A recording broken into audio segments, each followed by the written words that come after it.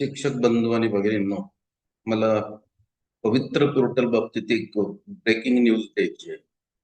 बघा, ती breaking news अशी आहे की सध्या पवित्र पोर्टलवर आपल्या महाराष्ट्रामधल्या ज्या काही खाजगी शैक्षणिक संस्था आहेत, अनुदानप्राप्त शैक्षणिक संस्था आहेत, 100% टप्पा अनुदानावर आहेत आणि काही अनुदानास पात्र आहेत. अशा शैक्षणिक संस्थांसाठी पवित्र पोर्टलवर जाहिरात नोंदवण्यासाठी 15 जून 2026 ही अखेरची तारीख ठरलेली आहे. परंतु नुकतीच एक मागणी झालेली आहे की ही जी तारीख आहे ही तारीख वाढवण्यात यावी. कारण काय, त्याच्या मागचं त्यांनी कारण दिलेलं आहे. हिंदू नामावली बऱ्याचशा संस्थांची अजूनही प्रमाणित झालेली नाही. त्यामुळे बऱ्याचशा संस्थांना पवित्र पोर्टलवर जाहिराती नोंदवता येत नाहीत आणि ते जाहिराती नोंदवण्यासाठी असमर्थ आहेत. मग अशा शैक्षणिक संस्थांचं अध्यापनाच्या दृष्टिकोनातून नुकसान होऊ नये म्हणून जाहिराती अपलोड करण्यासाठी जी काही मुदत दिलेली आहे ती मुदत वाढवण्यात यावी अशी मागणी केलेली आहे. आता ही मागणी कोणी केली आणि त्याच्या मागचं कारण काय हे सविस्तर आपल्याला जाणून घ्यायचं आहे.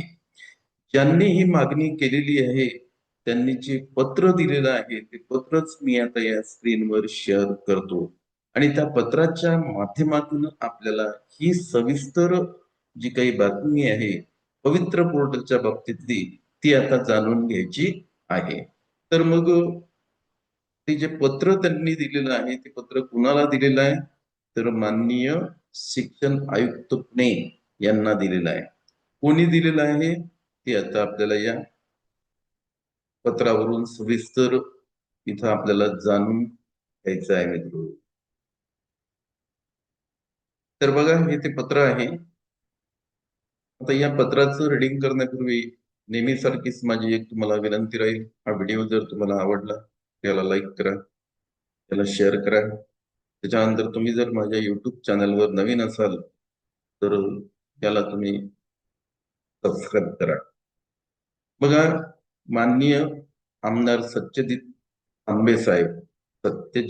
तांबे साहेब यांनी ही मागणी केलेली आहे. हे पत्र आहे दिनांक 10/6/2026 मित्र, हे पत्र आहे, लेटेस्ट पत्र आहे त्यांनी. आणि त्या पत्राचा विषय त्यांनी दिलेला आहे की शिक्षक भरती पोर्टलवरील संस्थांच्या नोंदणीसाठी मुदत वाढ देण्याबाबत. ते सध्या ज्या काही खाजगी अनुदान प्राप्त शैक्षणिक संस्था आहेत त्यांच्या जाहिरात नोंदवण्याची जी काही प्रोसेस आहे ती सुरू आहे, ती प्रक्रिया सध्या सुरू आहे आणि त्याची अंतिम तिथी 15 जून 2026 आहे. या अगोदर तुम्हाला माहित असेल 31 मे 2026 होती, पण पुन्हा ती वाढवण्यात आली. ती आता 15 जून 2026 सध्या तरी आहे, पण ती वाढवण्याची मागणी केलेली आहे, लक्षात घ्या. वाढवण्याची मागणी झालेली आहे. मग त्यांनी ही मागणी कुणाकडे केली, तर माननीय शिक्षण आयुक्त पुणे यांच्याकडे केलेली आहे.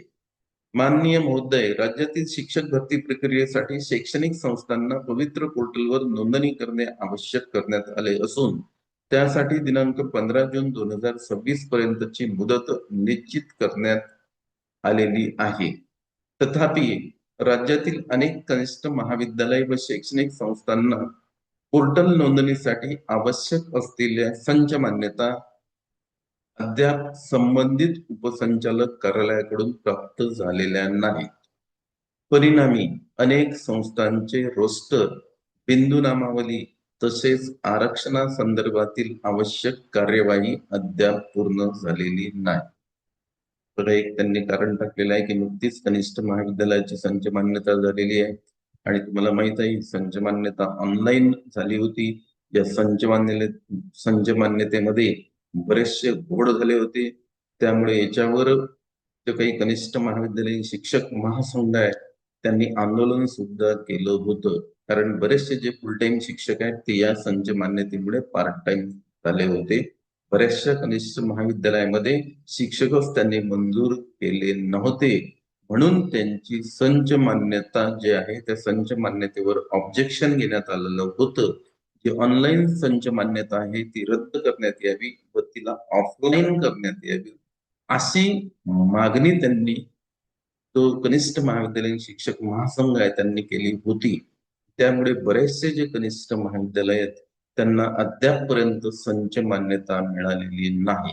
आणि संच मान्यता मिळाली नसल्यामुळे त्यांची जे काही आहे बिंदू नामावली तसंच जे काही आरक्षणासंदर्भात जी काही आवश्यक कार्यवाही त्यांना करायची आहे ती अद्यापही पूर्ण झालेली नाही, हे एक त्यांनी कारण दिलेलं आहे. तसेच सदर प्रक्रिया पूर्ण झाल्याशिवाय संस्थांना पोर्टलवर अचूक माहिती भरून नोंदणी करणे शक्य होणार नसल्याने मोठ्या प्रमाणावर संस्था अडचणीचा सामना करावा लागत आहे. त्यामुळे पवित्र पोर्टलवर संस्थांना नोंदणीसाठी मुदतवाढ देणे गरजेचं. त्यांनी पुढे असं म्हटलेलं आहे की ज्या काही खाजगी शैक्षणिक संस्था आहेत त्यांना पवित्र पोर्टलवर अचूक माहिती नोंदवायची आहे. म्हणजे त्यांच्या संस्थेची जी काही जाहिरात आहे ती त्यांना अचूक नोंदवायची आहे. आणि ती अचूक नोंदवण्यासाठी बऱ्याच प्रमाणात अडचणी निर्माण झालेल्या आहेत. ह्या अडचणी जोपर्यंत दूर होत नाहीत तोपर्यंत पवित्र पोर्टलवरील जाहिरात नोंदणीसाठी मुदतवाढ द्यावी असं त्यांचं म्हणणं आहे. मग त्यांनी ही मुदतवाढ कोणत्या तारखेपर्यंत मागितलेली आहे ते सुद्धा त्यांनी इथं सविस्तर दिलेलं आहे. पुनश्च एकदा सांगतो, आपले जे शिक्षक उमेदवार आहेत त्यांनी गोंधळून जाऊ नये, ही मागणी आहे. आणि मागणी मंजूर होईल की नाही होईल हे काही सांगता येत नाही. म्हणून सध्या तरी आपण 15 जून 2026 अपेक्षित धरू.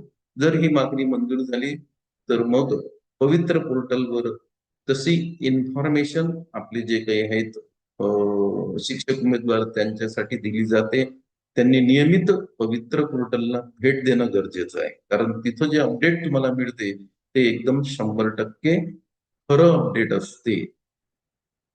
तरी वरील वस्तुस्थितीचा विचार करून राज्यातील सर्व संस्थांना आवश्यक कार्यवाही पूर्ण करण्यासाठी पुरेसा कालावधी उपलब्ध व्हावा व शिक्षक भरती प्रक्रियेत कोणत्याही प्रकारचा अडथळा निर्माण होऊ नये यासाठी शिक्षक भरती पोर्टलवरील संस्थांच्या नोंदणीची अंतिम मुदत दिनांक 30 जुलै 2026 पर्यंत वाढवून देण्यात यावे.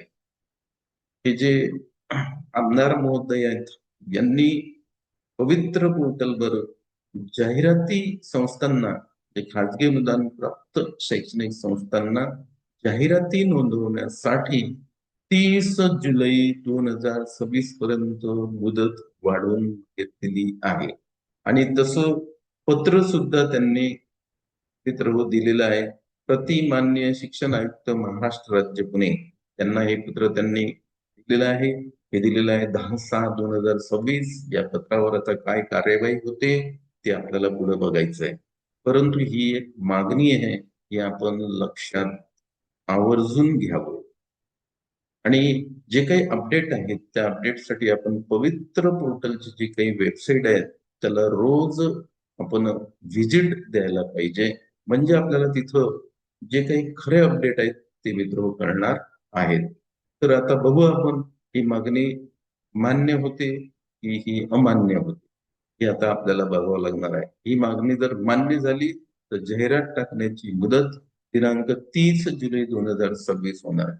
आणि ही मागणी जर अमान्य झाली तर मग आपली 15 जून 2026 हा शिक्षक भरती बाबतीतलं एक ब्रेकिंग होती, म्हणजे एक बातमी होती ते तुमच्यापर्यंत मी या व्हिडिओच्या माध्यमातून पोहोचत आहे.